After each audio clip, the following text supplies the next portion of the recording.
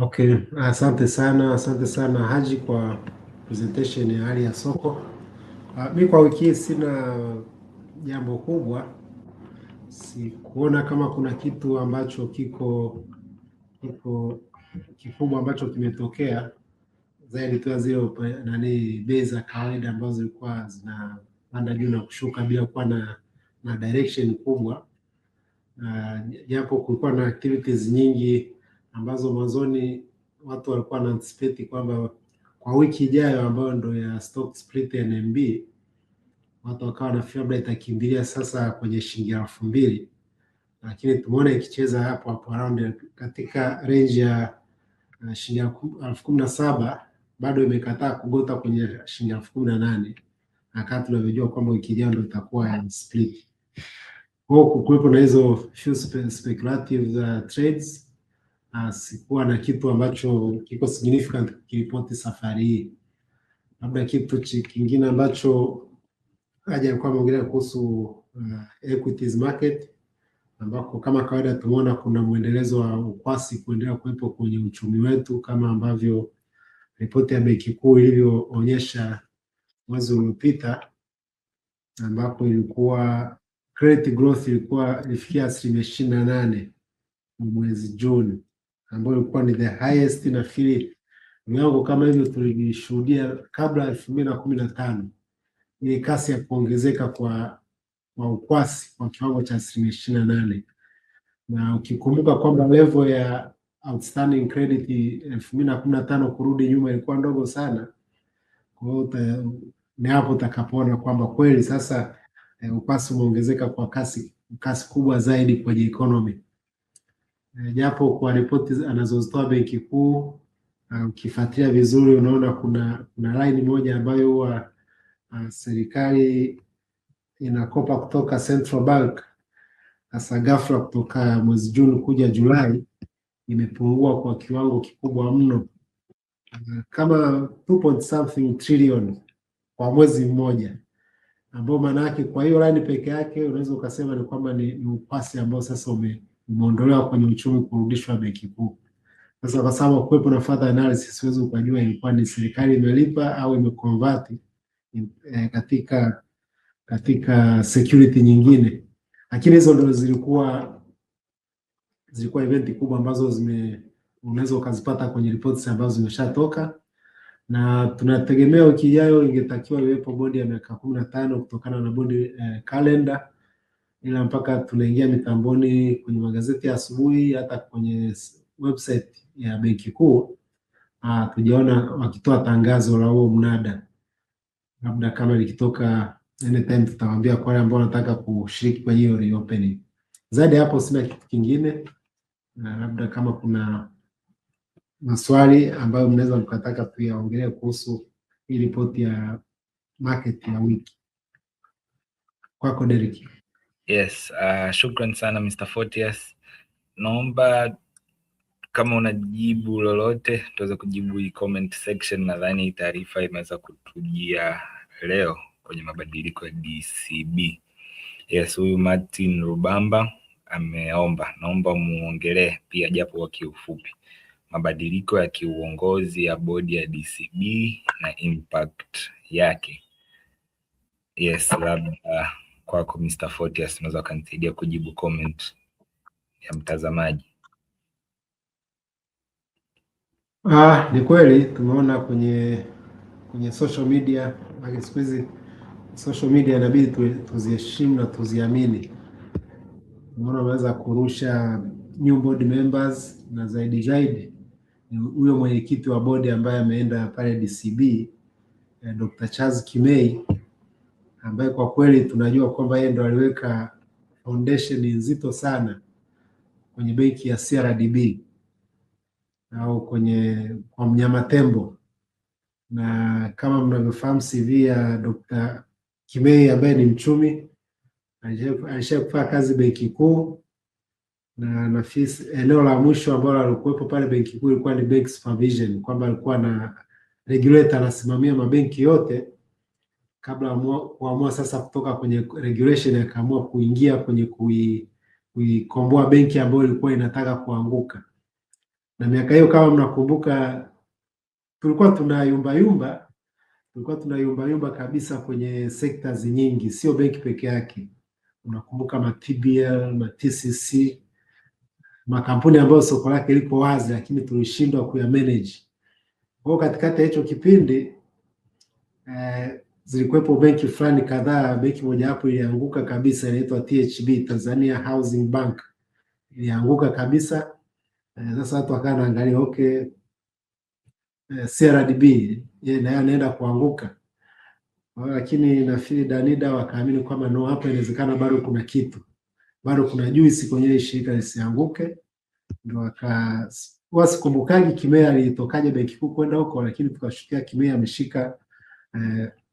ameshika sasa maono ya CRDB, akashirikiana na Danida. Sasa wakaanza kuzunguka kuambia Watanzania kwamba jamani, hii benki haitaanguka, hebu tuwekeni mtaji. Wakaanza kuuza hisa kwa shilingi 10,000 kama mnavyokumbuka, kwa watu ambao walimwamini Kimei, wakaweka ndoto zao kwa Kimei. Nafikiri sasa hivi ni history kwa utajiri ambao waliwatengenezea. Wameendesha CRDB mpaka hapo ambapo muda wake umeisha, akawa yuko kwenye bunge. Sasa leo ndo DCB wameamua kuchota busara zake kwamba sasa aende kuwa kwenye kile chombo kikuu kabisa cha kampuni, board. Unakaa pale unakuwa unaangalia horizon. Kwa hiyo ndo uzoefu wake. Sasa najua wiki ijayo tutaanza kuangalia ndugu zetu ambao wanajua kutrade kwenye information, kama wataweza kuchakata hizo habari, kuanticipate kwamba sasa this is a new CRDB, tuone itakuwaje. Lakini kwa kweli kwa uzoefu alionao Dr. Kimei na uzoefu au kazi aliyoifanya CEO wa DCB, ambaye naye amefanya kazi nzuri sana kule wapi, ilikuwa inaitwa Tanzania Postal Bank ambayo baadaye ikaitwa TCB. Na by the way, huyo Sabasaba ambaye ni MD wa DCB ashaikuwa benki kuu na yeye. Kwa hiyo mabenki kuu wamekutana hapo kwenye DCB. Kwa tusubiri tuone kama watawezaje kuchakata hiyo kampuni, kuona unaifikisha wapi. Yes, shukran sana Mr. Photius. Naomba tujibu comment ya mwisho kabla sijapandisha presentation yako, na naomba niwaambie tu wataalamu wetu na watazamaji wetu, kuna muda tutajibu comment section kabla kipindi kijaisha. Yes, Mr. Photius, kuna swali hapa kutoka kwa mtazamaji wetu, anatuambia kutokana na trends zilizopita kwa makampuni zilizofanya split, je, bei inaongezeka au inapungua baada ya kufanya split? Hilo ni swali kutoka kwa mtazamaji wetu. Yes, karibu. Okay, asante sana. Nafikiri kuna ripoti alisha kuitoa Linda hapa ya kuonyesha split zilizofanyika ndani ya ukanda wetu, ambako kuna benki kadhaa za Kenya ambazo alisha kufanya split, na matokeo yalikuwa yameonekana kabisa kwamba baada ya split share nyingi zilipanda. Kwa hiyo lakini ukiangalia ripoti za huko duniani, sometimes huwa zinapanda lakini sometimes huwa zinashuka. Sasa unakuta zinategemea na market sentiment kipindi hicho ikoje. Lakini kwenye market sentiment za Tanzania sasa hivi unavyoziona bado ziko very positive. Kwa hiyo hatutegemee kwamba kwamba zinaweza zikayumba sana kwa maana ya kushuka. Bado tunategemea kwamba zinaweza zikapanda kwa sababu bado kuna positive market sentiment, liquidity bado ipo, na float kwa maana CRDB ile float kwa zile share ambazo ziko kwa watu ambao wanaweza kazitrade sio kubwa sana. So sometimes unaweza ukakuta ukifanya stock split, labda nitoe historia kidogo ya stock split ya kwanza iliyofanyika Tanzania kubwa ambayo ilikuwa ni ya CRDB. Ile ilifanyika kabla CRDB hajaingia sokoni. Sasa ile ilikuwa na mixed results kwa sababu walipofanya stock split alafu akaingia kwenye IPO wakapata wanahisa wapya. Wale wanahisa wapya walizinunua zile hisa kwa shilingi 150 kwa kila hisa.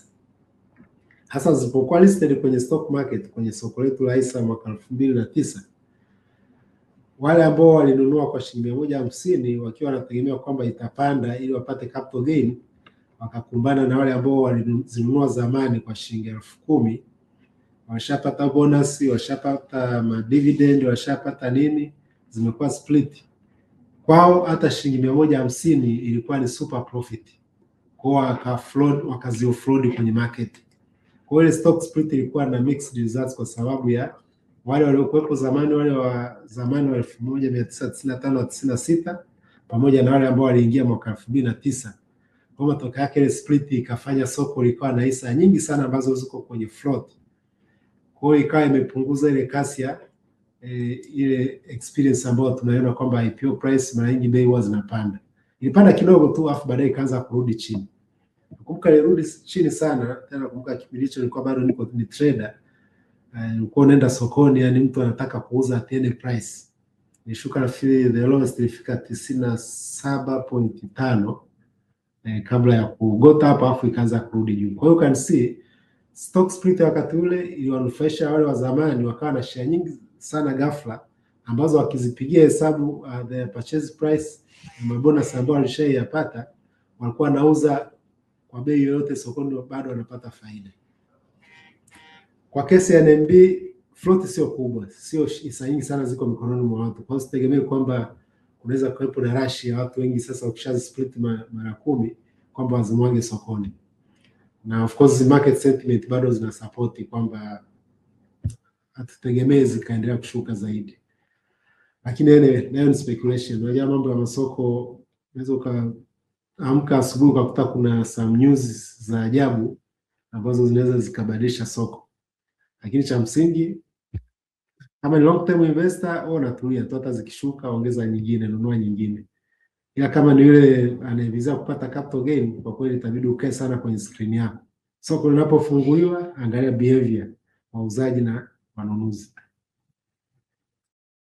Yes, shukran sana Mr. Photius. Naomba nipandishe presentation yako. Sasa nani Derek, naomba nikutumie hii. Kuna kitu kidogo nimebadilisha kidogo.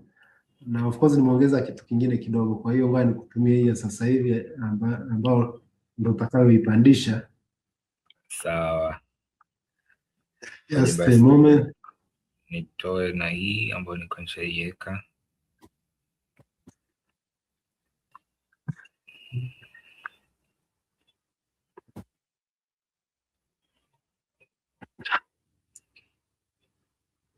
Kwa hiyo watazamaji wetu tupo tunapata nondo na maarifa kutoka kwa wataalamu wetu. Maana hiyo pia ni kitu ambacho tulikuwa tunajiuliza, kitu gani kitaweza kutokea baada ya share split, ambao tunaona shares zinaweza zikawa nyingi. Sasa mtu utajiuliza, ukiwa una vitu vingi unaweza ukaviuza kwa bei rahisi. Kwa hiyo bado ni assumptions na predictions tunazoziwaza. Ni NMB kitatokea kitu gani baada ya share split. Kwa hiyo naomba niwaambie tu msikae mbali na Mtaji Academy, tupo kupeana taarifa na maarifa. Yes, na wakati unaendelea kupandisha hilo file, naona pia mambo yanajirudia. Wanasemaga historia huwa inajirudia uzuri wake. Na kuna presentation kadhaa pia ulishafanya Mr. Photius hapo nyuma ukijadili kwamba hivi bei sahihi ni ipi. Bei sahihi maana yake ni bei sahihi ya kampuni ambayo sio sahihi, au ni kampuni sahihi ambayo bei yake ni unreasonable.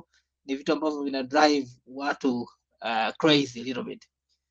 Kwa sababu wakati mwingine kuna mtu ukimwambia bwana angalia fundamentals, yeye anajua kwamba kama hii kampuni inaonekana ni ya uhakika, maana yake nunua at any price, buy at any price kama kampuni ni ya uhakika. Kuna watu wengine wanawaza hivyo ukishasema angalia fundamentals. Ya sasa unakuja kuona kama hiyo kweli NMB baada ya share split imepanda, nadhani ilikuwa kwenye 15,000 kama sio 16,000 hivi. Sasa imeshafika 17,000, na kadri inavyozidi kupanda maana yake kuna watu wananunua bado kwenye 17,000. Sasa is this a reasonable price to buy or not? Ni swali lingine linaendelea kuwepo hapo. Sasa sijui Mr. Fortius unaweza ukarejea tena labda kunipa maelezo hapo kwamba unadhani licha ya NMB kuonekana bado ina uchu ule wa kufanya maajabu, is it reasonable bado kwa mtu kununua kwa 17,000 kwa sababu I believe it is still way higher kuliko thamani ya hisa moja ya NMB. Unasemaje Mr. Fortius? Yaani kweli nafikiri ulichokielezea ni cha ukweli kwamba hata kama kampuni ni nzuri sana sio lazima uinunue at any price. Kwanza kuta kampuni sawa ni nzuri sana inafanya vizuri sana lakini bei imeshakuacha. Kwa hiyo mambo ya hisa opportunities zingine ziache tu, zimeshakuacha au subiri. Sasa ukitaka kuirukia tu kwa sababu ni kampuni nzuri afu ukaenda kuirukia kwa bei yoyote, wewe utakuta una kilio, kumbe wenzako wanachekelea. Uko kwenye safari hiyo hiyo lakini wewe umeingia muda mbaya, uko unaunguza maumivu. Kwa kama anataka, hata sasa niliwaambia wakati wanafanya stock split ikiwa shilingi 13,000. Should we buy? Nikasema buy on speculative basis kwa sababu hata kwa shilingi 13,000 14 ilikuwa inaonekana bei yake imeshaenda juu sana. Kwa kuna wachache ambao walikubali kununua kwa shilingi 13,000 14 on speculative basis. Of course imewalipa toka 13,000 kwenda mpaka sasa hivi 17,000. Wengine nakumbuka walisita kidogo, alafu wakaja tena wakati iko 15 wakakimbia kuinunua. Sawa, kila mtu anaingia kwa wakati wake na atafaidi matunda kwa kujiamini kwake, lakini hizo zote I can tell you ni speculative. Hizi kampuni naweza kusema soko lote la Tanzania sasa hivi liko on the high side, na tulisha present ile summary ya price to earning ratio, price to earning PE ratio na PEG ratio. Tulionyesha kabisa jinsi ambavyo soko letu limeshatembea sana. Kwa hiyo at that point, particular moment wewe ingia on speculative basis. Tusie tukakwambia ukasema labda tutaki upate faida hiyo faida, wala hatuna hicho kitu. Ni kwamba tunaangalia tu fundamentals zinasemaje.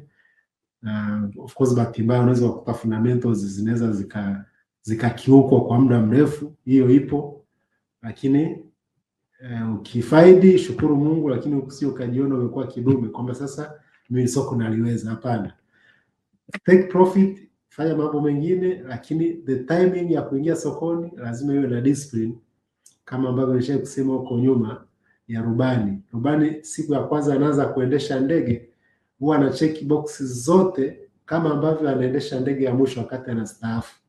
Anaweza akasema kwa sababu ni mzoefu wa kuendesha ndege, leo naingia tu naendesha bila kutiki zile boxes zote. Kwa hata uwekezaji unatakiwa ku-approach with a disciplined approach.